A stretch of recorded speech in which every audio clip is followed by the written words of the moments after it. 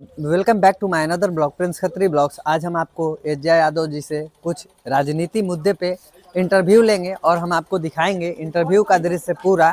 और अभी देखा जा रहा है कि गत जो इलेक्शन गया, चुनाव जो गया, उसमें अपार जनमत आपके साथ था, उसके बावजूद भी चंद मतों से आप पीछे रह गए। बिल्कुल, मैं धन्यवाद देती हूँ मोहद्दीनगर की जनता को। मेरा आभार है कि ये लोग पूरे जोश के साथ मुझे वोट दिए और काफ़ी वोट गिरा। ऑलमोस्ट 78,000 वोट मोहद्दीनगर में आया। बावजूद इसके मुझे हार का सामना करना पड़ा। मैं इसकी बधाई किसको दूँ? एनडीए गठबंधन को दूँ, उनके जो सहयोगी दल मोहद्दीनगर के प्रशासन थे, पटोरी की प्रशासन थी, उनको दूँ, इलेक्शन कमीशन को दूँ। ये सब मिल करके सिर्फ मोहद्दीनगर में ही नहीं, हर विधानसभा के प्रशासन बीजेपी को मदद किए और इसीलिए बीजेपी की जीत हुई। इसलिए यहाँ पे अगर एनडीए जीती है तो प्रशासन जीता है। प्रशासन लगातार उनके सहयोग में था, इलेक्शन कमीशन उनके सहयोग में थी। आप देख सकते हैं कि वोटिंग होना है, उसके एक दिन पहले क्या नियम है कि 10,000 रुपये अकाउंट में जाए महिलाओं के? गया? सवाल क्यों नहीं इलेक्शन कमीशन पूछा? इसलिए ना हम लोग कहते हैं कि इलेक्शन कमीशन पॉकेट में है बीजेपी सरकार के। जो प्रशासन है, एक बूथ से लेकर के 150 बूथ तक प्रशासन नंगा नृत्य करता रहा, हिटलर शाही करता रहा, लाठी चार्ज करता रहा, क्योंकि यहाँ पे राजद के वोटर्स ज़्यादा थे। उनको पकड़ पकड़ के गाड़ी में बैठाया गया, घर से निकाल के पीटा गया। 1 से 150 बूथ था, यहाँ के वोटर्स राजद थे ज़्यादा, इसलिए ना परेशान किया गया यहाँ के लोगों को। तो इसलिए इस बार की जो जीत हुई है मोहद्दीनगर की, मैं तो फिर बधाई दूंगी यहाँ के युवाओं को। आप लोगों ने बहुत मेहनत किया, आप लोगों में जोश थी, ललक थी कि नौकरी मिलेगी, और आप लोगों ने राजद को बहुत वोट दिया, इंडिया अलायंस को बहुत वोट दिया।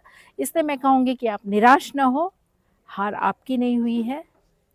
लोकतंत्र कमज़ोर कर रहे हैं बीजेपी वाले, सरकार वाले लोकतंत्र कमज़ोर कर रहे हैं, और प्रशासन का भी जो रोल रहा है बीजेपी के सहयोगी दल के रूप में बीजेपी के साथ बढ़ चढ़ के बीजेपी को जिताने में रहा है। तो प्रशासन पर आप उंगली खड़ा कर रही हैं, प्रशासन पर आरोप प्रत्यारोप कर रही हैं, क्या जनता वोट दी तब तो जीत हुई है? जनता वोट दी है, बिल्कुल वोट दी है, बहुत वोट दी है। लेकिन बिहार में तो शुरू से हर सर्वे में आ रहा था कि इंडिया अलायंस की सरकार बनेगी, तेजस्वी जी सरकार बनेगी, कि मुख्यमंत्री बनेंगे। क्या हुआ सर्वे? हर जगह यही रिपोर्ट आ रहा था। आप मेरा ही देख लीजिए, जो स्ट्रांग रूम की आप बात कीजिए, कैमरा 1 घंटे के लिए बंद हो गया, 1.5 घंटे के लिए। जहाँ पे हमारा 137 मोहद्दीनगर का ईवीएम था, वहाँ कैमरा में आया कि कुछ लोग वहाँ अंदर जा रहे हैं। जो हमारा पोस्टल बैलेट का बॉक्स था, उसका सील टूटा हुआ था। ये सब लापरवाही नहीं हो सकती है, ये सब जानबूझकर किया हुआ ये साजिश था कि किसी तरह हरा देना है, नहीं तो जनता तो वोट दी ही। मैम, यहाँ इनफैक्ट बीजेपी वाले तो खुद हतोत्साहित थे, वो मान चुके थे कि वो हारे हुए हैं। आपको स्ट्रांग रूम के आगे एक भी बीजेपी के कार्यकर्ता दिखाई दिए स्ट्रांग रूम की रक्षा करते हुए? एक भी नहीं दिखाई दिए। क्यों? वो लोग श्योर थे, आश्वस्त थे कि प्रशासन उनकी रक्षा करेगी, प्रशासन उनके लिए काम करेगी। समस्तीपुर में भी बीजेपी के एक भी कार्यकर्ता स्ट्रांग रूम के बाहर नहीं थे रखवाली करने के लिए, सिर्फ इंडिया अलायंस के थे। क्या आदर्श आचार संहिता के बाद पैसे इस प्रकार से अकाउंट में जाना क्या कहलाता है?